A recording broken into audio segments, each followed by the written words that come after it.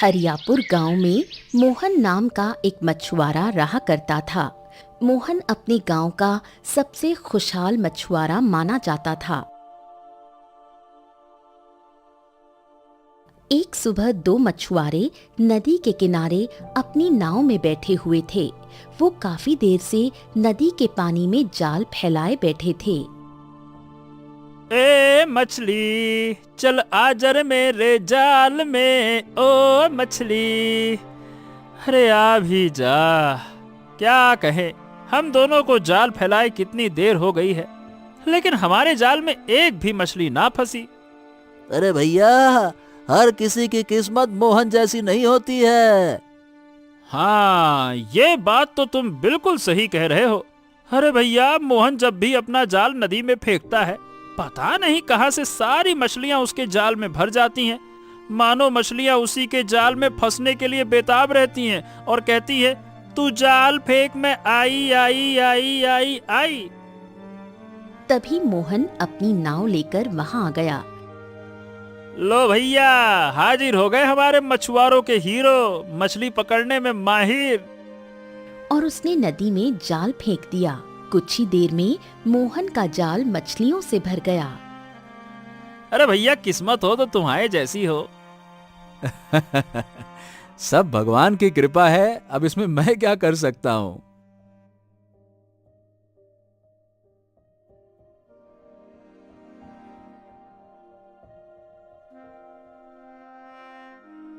इतना कहकर मोहन बाजार चला गया और वहां जाकर मछलियां बेचने लगा।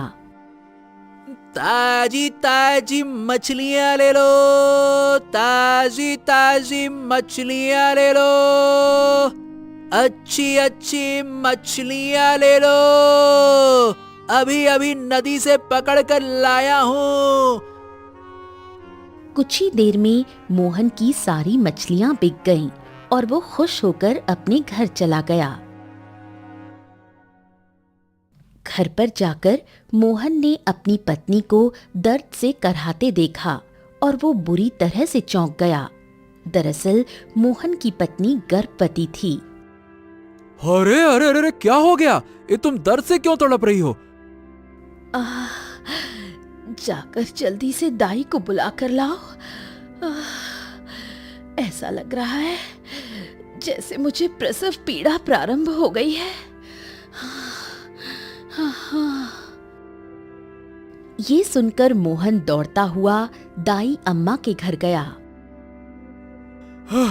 अम्मा जल्दी से चलो, मेरी पत्नी को प्रसव पीड़ा प्रारंभ हो गई है। जल्दी चलो अम्मा, जल्दी चलो। ये सुनकर दाई अम्मा तुरंत मोहन के साथ चल दी। तू घर के बाहर ही रह। मोहन घर के बाहर बेचैनी से टहलता रहा। कुछ देर बाद उसके कानों में एक लड़की के रोने की आवाज आई। दाई अम्मा हाथ में एक नवजात कन्या को लेकर बाहर आई। तेरे तो भाग्य खुल गए मोहन, घर पर लक्ष्मी आई है। देख तेरी पुत्री। मोहन ने अपनी पुत्री को गोद में लिया। रानी बिटिया। अच्छा दाई अम्मा, हमारी पत्नी की तबीयत कैसी है? वो ठीक है? भगवान का शुक्र है कि वो बिल्कुल सही है। जाकर उससे मिल ले। इतना कहकर दाई अम्मा चली गई। मोहन अपनी नवजात पुत्री को लेकर घर के भीतर गया, जहां उसकी पत्नी मुस्कुरा रही थी। ए राधा, देखो तो ये राजकुमारी को देखो। हाँ, हम इसका नाम राधा रखेंगे। ये सुनकर मोहन मुस्कुराने लगा।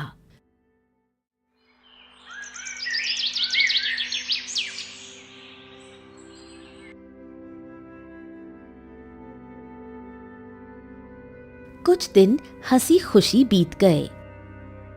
अब तुम्हें फिर से काम पर जाना चाहिए।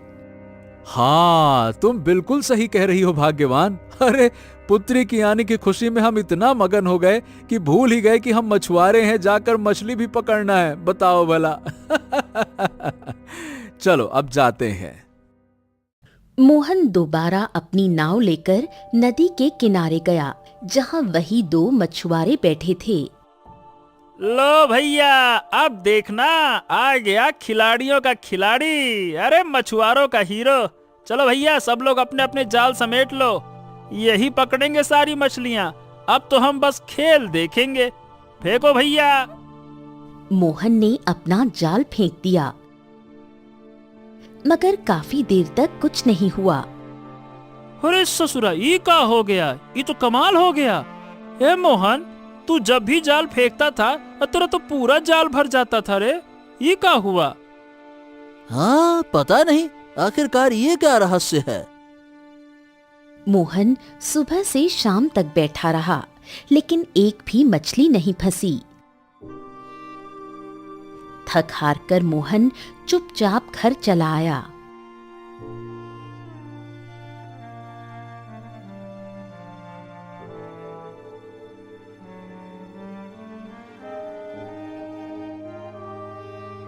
क्या हुआ? तुम्हारा चेहरा क्यों लटका हुआ है?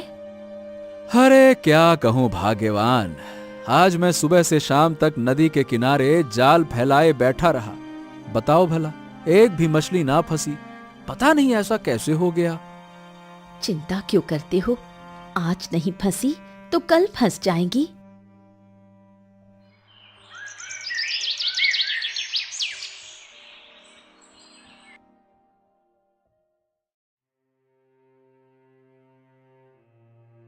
अगले दिन फिर मोहन नदी किनारे गया, मगर फिर वही हाल, एक भी मछली नहीं फंसी। निराश होकर मोहन वापस घर चला गया।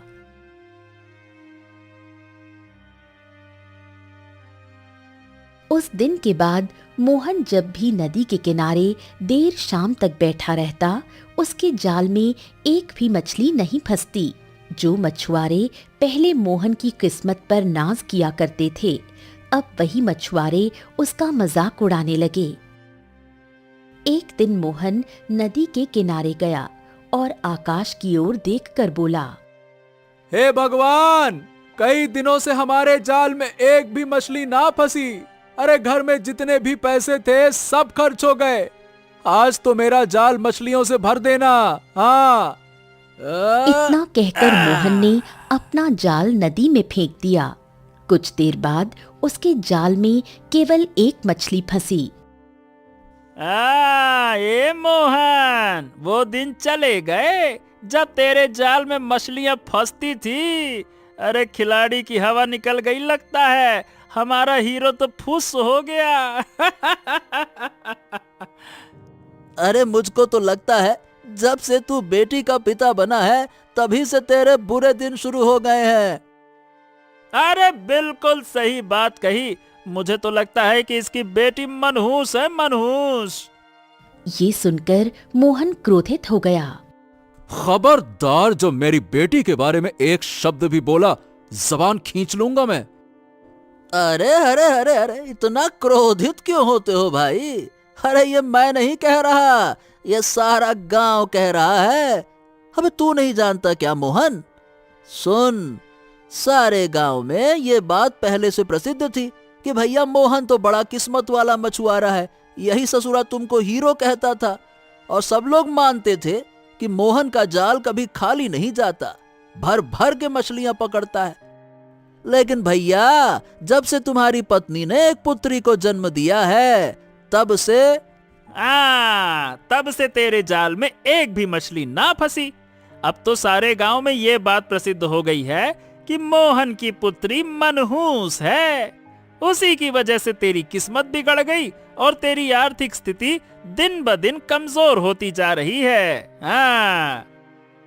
मोहन ये सब सुनकर बेहद निराश हो गया और केवल एक मछली लेकर वहां से चला गया। कुछ देर बाद मोहन अपने घर पहुंचा और सारी घटना अपनी पत्नी को सुनाई। अरे दुनिया चाहे जो भी कहे, लेकिन मैं अपनी बेटी को कभी मनहूस नहीं मानूंगा। हाँ। समय बीतता गया।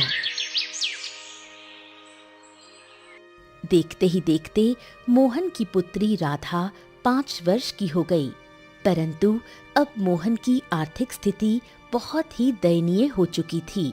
वो केवल इतना ही धन कमा पाता था जिससे परिवार को एक वक्त का भोजन मिल सके। एक दिन राधा खेल रही थी, मगर अचानक जोर जोर से रोने लगी। ये देखकर मोहन घबरा गया। उसने अपनी बेटी को उठाया। अरे अरे अरे अरे, क्या हो गया बेटा, क्या हो गया राधा? तू रो क्यों रही है बच्चा? क्या हो गया, क्या हो गया? राधा अपनी आंखें मसलने लगी। न जाने क्यों ये अपनी आंखों को मसल रही है। ऐसा लग रहा है जैसे इसकी आंखों में जलन हो रही है। चलो हम इसे अभी वैद्य जी के पास ले चलते हैं। चलो चलो चलो चलो। मोहन अपनी पत्नी के साथ राधा को लेकर वैद्य की झोपड़ी में जा पहुंचा। वैद्य ने राधा की आंखों की जांच की और गंभीर स्वर में कहा, अब देखो भाई मोहन, तुम्हारी बेटी की आंखें चली गई हैं। कुछ देर बाद जलन तो समाप्त हो जाएगी, मगर उसके बाद ये कभी देख नहीं पाएगी। ये सुनकर मोहन को लगा मानो उस पर पहाड़ टूट पड़ा हो। मोहन की आंखों में आंसू आ गए। वो अपनी बेटी को गोद में उठाकर अपनी पत्नी के साथ वापस घर की ओर लौट गया। समय ऐसे ही बीतता गया और देखते ही देखते 15 वर्ष बीत गए। राधा अब 20 वर्ष की एक सुंदर युवती बन चुकी थी। वहीं मोहन की हालत और भी ज्यादा बदतर हो चुकी थी। राधा अब पूरे गांव में मछुआरे की अंधी मनहूस बेटी के नाम से प्रसिद्ध हो चुकी थी। एक दिन मोहन उदास खड़ा था कि तभी गांव का साहूकार वहां आ गया। अरे ओ मोहन, ए भैया, 1 बरस पहले तुम मुझसे कर्ज में कुछ रकम लेकर आया था जो अब तक लौटाई नहीं है, जबकि मैंने उस पर ब्याज भी नहीं लगाया था। बता भैया, क्या है आगे का हिसाब किताब? साहूकार, मुझे थोड़ा समय और दे दो। मैं बहुत जल्दी तुम्हारा कर्जा चुका दूंगा। मैं कहीं नहीं भागूंगा। अरे भैया, भागने की बात नहीं है। अब मैं अपने बेटे बलदेव को वसूली के लिए भेजूंगा, और तू तो जानता है कि बलदेव किसी के घर कैसा व्यवहार करता है। अब बलदेव जाने और तू जाने, ठीक है? हाँ। ये सुनकर मोहन घबरा गया। नहीं नहीं नहीं नहीं नहीं नहीं साहूकार जी, अपने बेटे बलदेव को मत भेजना। आप तो जानते हो कि मैं किस स्थिति से जूझ रहा हूं। ऐसा ना करना। अरे तेरी हालत तो उसी दिन खराब हो गई थी जिस दिन तेरी पत्नी ने उस अंधी मनहूस लड़की को जन्म दिया था। अरे तू किस्मत वाला से बदकिस्मत वाला बन गया, हीरो से जीरो बन गया। अरे मेरा कहना मान, इधर आ, सुन। तू एक काम कर, अपनी बेटी को नदी में डुबो दे, सुखी रहेगा। हो गया जुगाड़, और क्या। इतना कहकर साहूकार चला गया। मोहन आंखों में आंसू लिए अपने घर लौट आया। मोहन की आंखों में आंसू देखकर उसकी पत्नी चौंक गई। आपकी आंखों में आंसू? क्या हुआ? मोहन रोते हुए पूरी बात बताते हुए बोला। जब कोई मेरी बेटी के बारे में बोलता है, मेरा मन बहुत दुखता है। तभी अंधी राधा वहां आई और रोते हुए बोली, पिताजी, एक तरह से देखा जाए तो साहूकार सही कह रहा है। आप मुझे किसी नदी या समंदर में डुबो दीजिए। अब तो मुझे भी यकीन होने लगा है कि मेरे जन्म के बाद ही आपकी और माँ के बुरे दिन शुरू हो गए। मेरी बेटी, मेरे बेटे, ऐसा मत सोचो। मैं इन बातों पर यकीन नहीं करता मेरे बच्चे। जो कुछ मेरे साथ हुआ वो मेरी किस्मत है। इसमें तेरा दोष नहीं है बच्चा, है ना? ऐसा नहीं सोचते। पिताजी, जब लोगों को आपका मजाक उड़ाते हुए और ताने देते हुए सुनती हूँ तो मेरा कलेजा जल उठता है।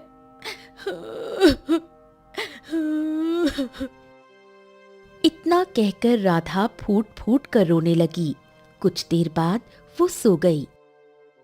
अगले दिन मोहन अपना जाल लेकर समुद्र के किनारे चला गया। मोहन के समुद्र जाते ही साहूकार का बेटा बलदेव उसके घर आ पहुंचा।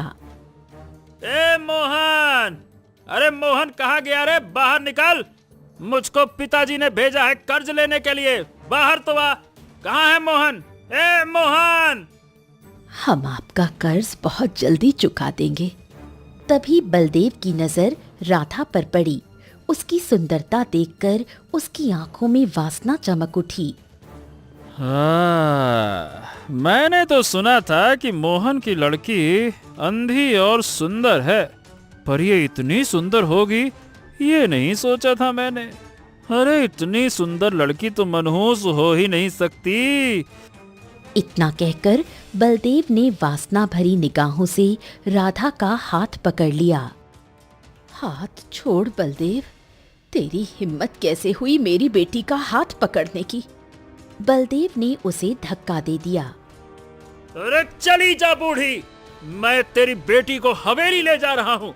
अपने मन की इच्छा पूरी कर लेने के बाद कर्ज भी माफ कर दूंगा। चल मेरे साथ। मेरा हाथ छोड़ दो। किसी भी कीमत पर नहीं छोड़ने वाला। चल मेरे साथ। बलदेव ने इतना कहा ही था कि अचानक उसे बिजली का झटका लगा।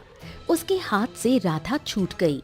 उसके शरीर में जलन होने लगी और वो तड़पने लगा। अरे रे रे रे रे रे, गांव वाले तेरे बारे में सही कहते हैं। अरे तू मनहूस है, मनहूस। शायद तू काला जादू भी करती है।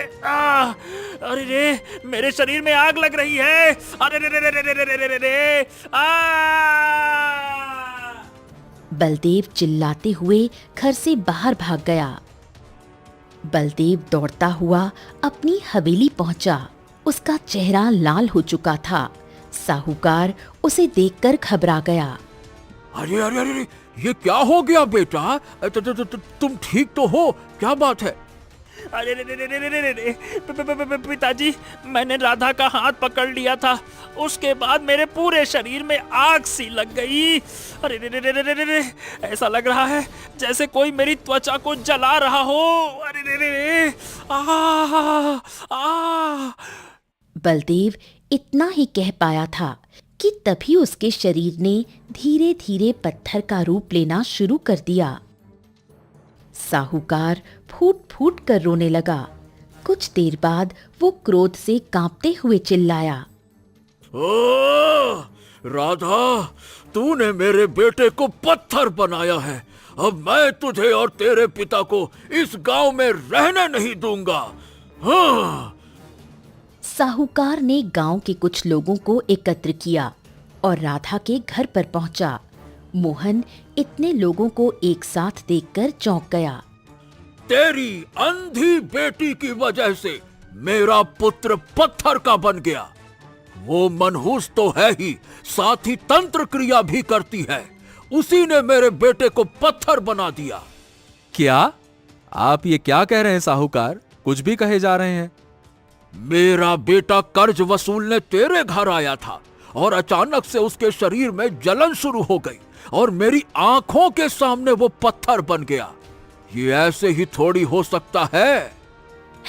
ये सत्य है कि बलदेव के शरीर में जलन हुई थी, परंतु उतना ही सत्य ये भी है कि बलदेव ने बुरी नीयत से हमारी पुत्री राधा को छुआ था। वो उसे उठाकर हवेली ले जा रहा था अपनी गंदी इच्छा पूरी करने के लिए। मेरी पत्नी कभी झूठ नहीं बोलती साहूकार। माँ सही कह रही है, ऐसा ही हुआ था। अरे तो क्या हो गया? जवान बेटे ऐसी गलतियां कर ही लेते हैं, लेकिन इसका मतलब यह नहीं कि किसी काले जादू से उसे पत्थर का बना दिया जाए, हैं? ये झूठ है, मैं कोई काला जादू नहीं करती। मैं नहीं मानता। अब मैं तुझे और तेरे परिवार को गांव से बाहर निकालूंगा। अरे मारो इनको, पीटो। अरे पीट पीट कर इन मनहूसों को गांव से बाहर खदेड़ो। मारो साले को। गांव वाले और साहूकार मोहन उसकी पत्नी और राधा को बुरी तरह से पीटने लगे।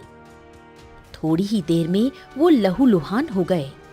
धक्का मारो, निकाल दो इन्हें, इसी गांव से निकालो बाहर, निकालो सालों को। गांव वालों ने राधा, मोहन और उसकी पत्नी को अपमानित करके गांव से बाहर धक्के देकर निकाल दिया।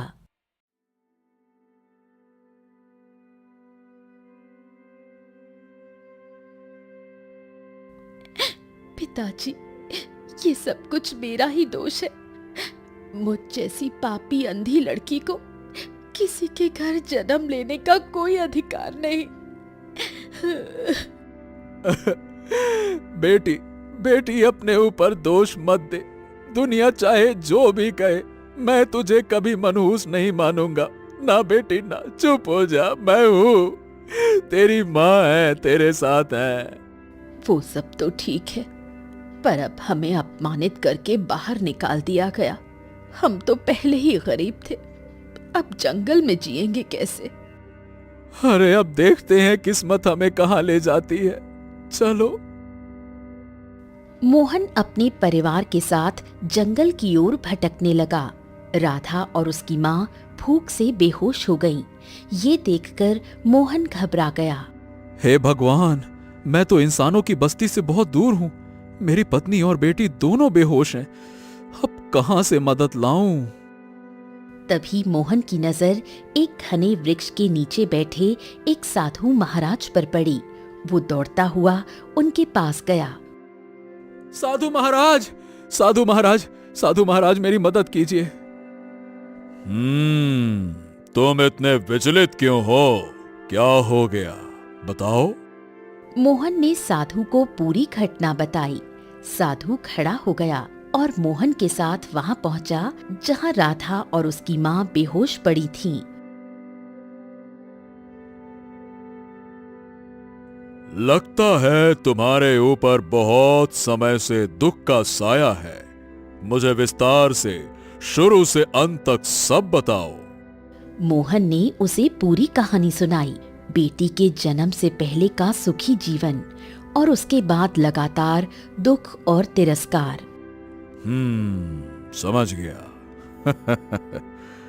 तुम्हारी कहानी अत्यंत दुखद है, लेकिन सबसे प्रशंसनीय बात यह है कि तुमने इतने कष्टों के बावजूद अपनी बेटी से प्रेम बनाए रखा। वाह वाह वाह, क्या बात है। और कभी उसे मनहूस माना नहीं, जबकि सच्चाई ये है कि उस पर कुछ न कुछ तो साया अवश्य है।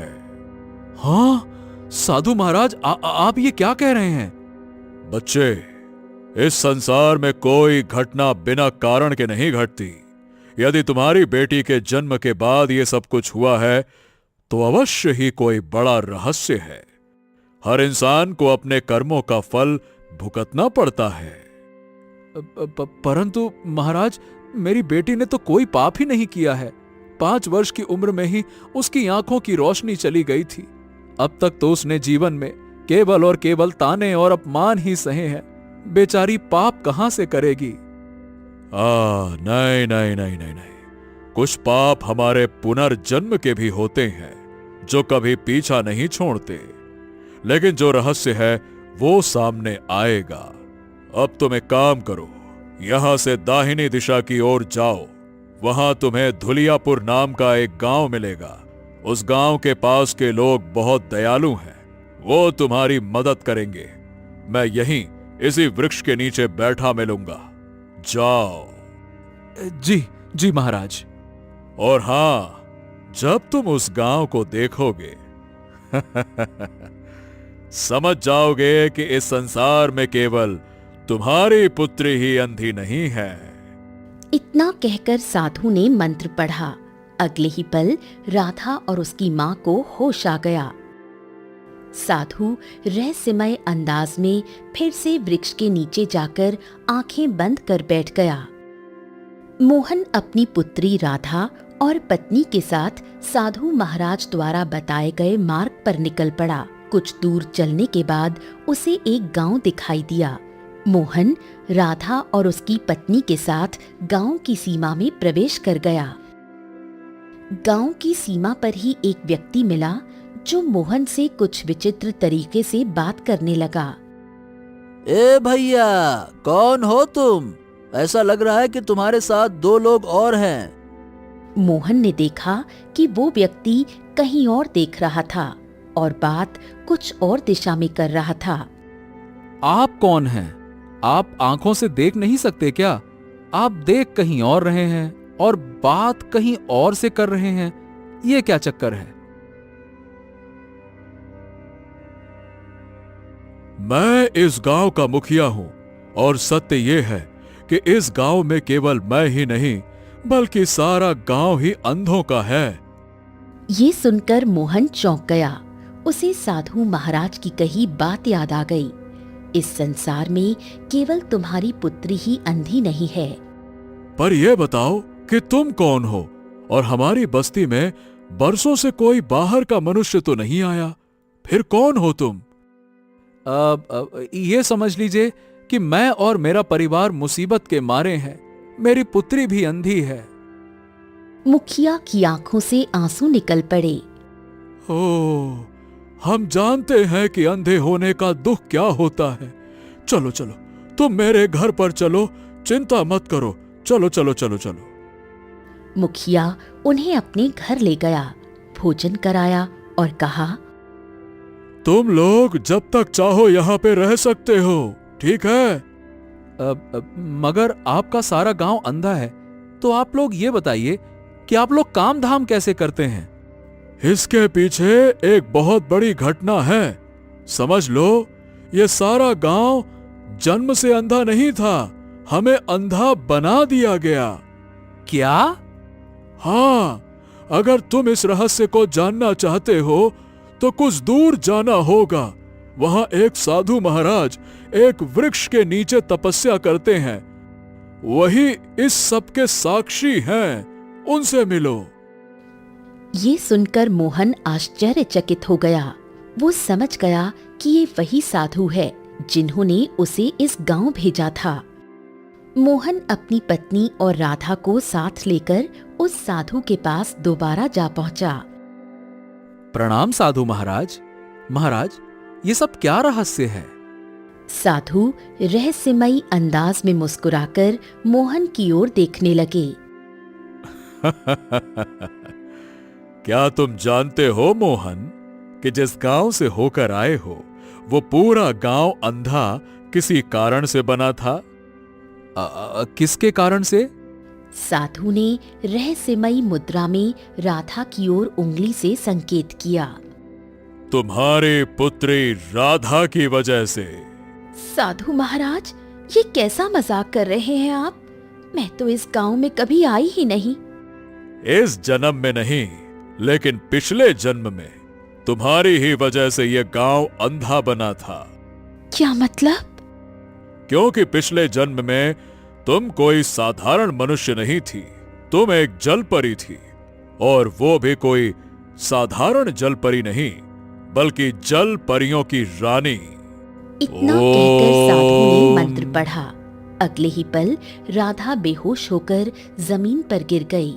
राधा बेहोशी की हालत में चली गई थी, लेकिन उसकी आंखों के सामने चलचित्र से दृश्य चलने लगे। एक 10 वर्षीय बच्चा एक बुजुर्ग के साथ एक जंगल में बैठा हुआ था। हाँ, दादाजी दादाजी, मुझे बहुत जोर से प्यास लगी है। अगर अभी पानी नहीं मिला तो मैं बेहोश होकर गिर जाऊंगा। बूढ़ा व्यक्ति चिंतित हो गया और इधर उधर देखने लगा। तभी उसकी नजर पास की एक नदी पर पड़ी। वो चुपचाप नदी के पास गया और जैसे ही पानी लेने के लिए झुका, रंग बिरंगी किरणों से घिरी एक सुंदर जल परी प्रकट हो गई, जो हूबहू राधा की तरह दिखती थी। तेरी हिम्मत कैसे हुई मेरे जल को हाथ लगाने की? देखो, मेरा पोता बहुत प्यासा है। कुछ देर पहले ही उसके माता पिता एक हादसे में चल बसे। हम उनका अंतिम संस्कार करके घर लौट ही रहे थे। मुझे नहीं मालूम था कि ये नदी तुम्हारी है। तू किस गांव का रहने वाला है? मैं धुलियापुर गांव का रहने वाला हूँ। ये धुलियापुर गांव जंगल के पास में ही बसा हुआ है। धुलियापुर गांव के लोगों को पता है कि इस नदी पर जलपरियों की रानी का कब्जा है। इसके बावजूद तूने मेरे जल को छूने की हिम्मत की। तुझे और तेरे पोते को इसका श्राप मिलेगा। अब तुम दोनों अंधे हो जाओगे और तुम्हारा पूरा गांव भी अंधा हो जाएगा। अगले ही पल बूढ़े व्यक्ति और उसके पोते की आंखों की रोशनी चली गई। वो दोनों अंधे हो गए।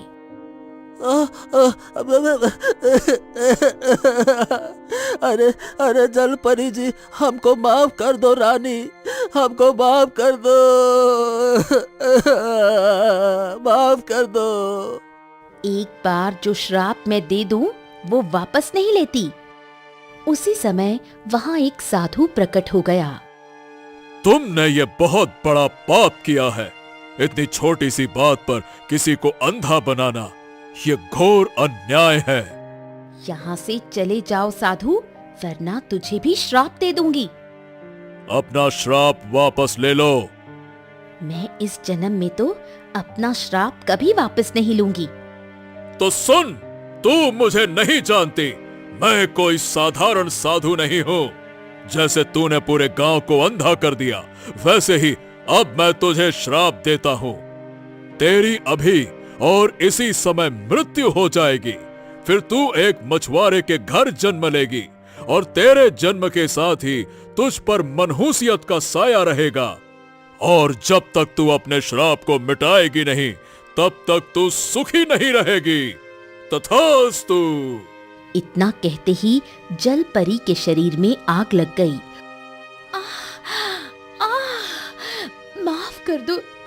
माफ कर दो साधु। जिस तरह तूने अपना श्राप वापस नहीं लिया, मैं भी नहीं लूंगा। अब ये श्राप भी अगले जन्म तक चलेगा। राधा को होश आ गया। माफ कर दीजिए साधु महाराज, मुझे सब याद आ गया है। पिछले जन्म में मैंने घमंड में आकर धुलियापुर गांव को अंधा होने का श्राप दे दिया था। हाँ, और जानते हो, उस बूढ़े और बच्चे को अंधा होने के बाद एक शेर ने मार डाला था। और गांव वाले तो अब तक नहीं जानते कि वो अंधे हुए तो हुए क्यों। मुझे एहसास हो गया है, मनुष्य का जीवन बहुत कठिन होता है। कृपया मुझे प्रायश्चित करने का एक अवसर दे। यही तुम्हारे श्राप का असर था कि तुम्हारे माता पिता जीवन भर गरीबी में जूझते रहे और तुम 5 वर्ष की आयु में अंधी हो गई, ताकि तुम्हें अंधेपन की पीड़ा का अनुभव हो। महाराज, अब मुझे सब समझ में आ गया है। राधा के पिछले जन्म के पाप की वजह से ही हम सब इतने दुख भोग रहे हैं। मगर साहूकार का पुत्र वो पत्थर क्यों बन गया? क्योंकि राधा पिछले जन्म में एक जलपरी थी, और जलपरियां ऐसी होती हैं कि यदि कोई मनुष्य उन्हें बुरी दृष्टि से छूने का प्रयास करता है तो वो पत्थर बन जाता है। जलपरी की शक्तियां अब भी इसके शरीर में मौजूद हैं। हो, तो अब क्या करना होगा महाराज? राधा को अपने इस जीवन का बलिदान देना होगा। जब तक वो स्वयं अपने प्राण नहीं त्याग देती, तब तक श्राप नहीं मिटेगा, न गांव वालों का, न साहूकार के पुत्र का। ये सुनकर मोहन फूट फूट कर रोने लगा।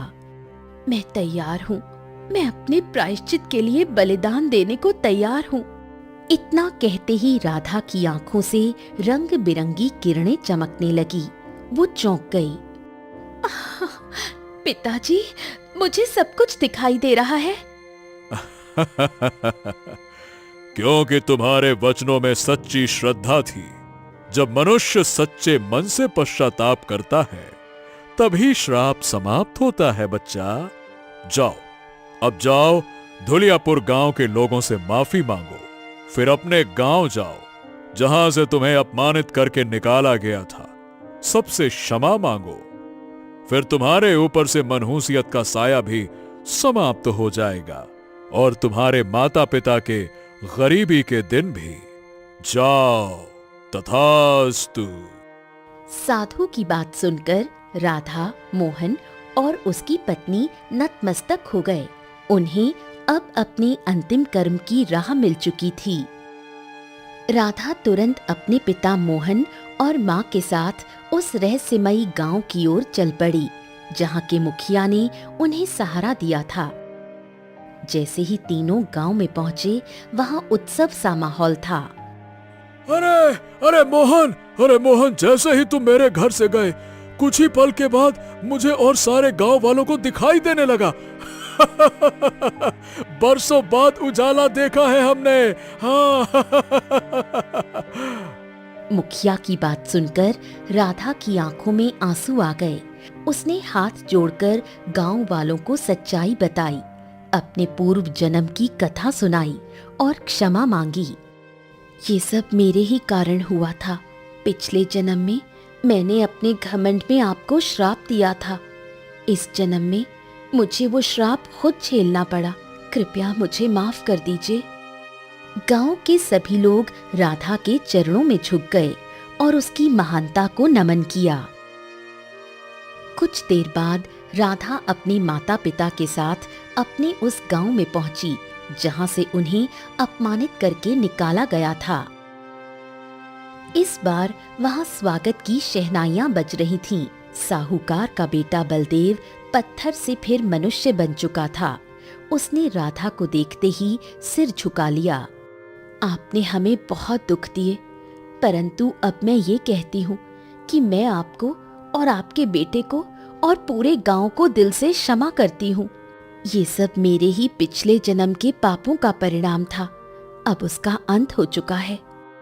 ये सुनकर साहूकार रोने लगा और मोहन के पैरों में गिरकर क्षमा मांगने लगा। मोहन, मैंने तुम्हारे साथ बहुत अन्याय किया मोहन। मुझे और गांव वालों को अपनी गलती का एहसास हो गया है। तुम्हें निकलने के बाद हम कभी सुख से नहीं रह पाए मोहन, माफ कर दो। राधा अब गांव में एक सम्मानित युवती बन चुकी थी। गांव की औरतें उसे गरीब मछुआरे की अंधी बेटी के नाम से नहीं, बल्कि पुनर्जन्म की देवी के नाम से पुकारने लगीं। मोहन अब सम्मान से गांव में रहने लगा। कुछ दिन बाद मोहन फिर से अपने पुराने जाल के साथ तालाब पर गया। मोहन ने जाल फेंका। कुछ ही देर में जब उसने जाल खींचा तो जाल भारी था, लेकिन उसमें कोई मछली नहीं थी, बल्कि उसमें चमचमाते कीमती हीरे थे। ये क्या? ये तो असली हीरे हैं। मोहन वो हीरे लेकर राज्य पहुंचा। एक सर्राफ ने जब उन्हें परखा तो कहा, अरे वाह, ये तो अनमोल हीरे हैं। मोहन अब गांव का सबसे बड़ा और सबसे दयालु सेठ बन चुका था, लेकिन उसने कभी घमंड नहीं किया। राधा अब अंधी नहीं थी। वो गांव की कन्याओं को शिक्षा देती और गरीबों की सेवा करती। और साहूकार, वो अब मोहन से कर्ज मांगने नहीं, बल्कि सलाह लेने आया करता था। मोहन, राधा और उसकी माँ एक बार फिर उस साधु के पास गए। साधु महाराज, आपकी कृपा से आज सब कुछ बदल गया। ये मेरी कृपा नहीं थी राधा, ये तुम्हारे आत्मबोध, प्रायश्चित और बलिदान की शक्ति थी, जिसने अंधकार से उजाले की ओर रास्ता बनाया। इतना बोलकर साधु आंखें मूंदकर पुनः तप में लीन हो गया। ओम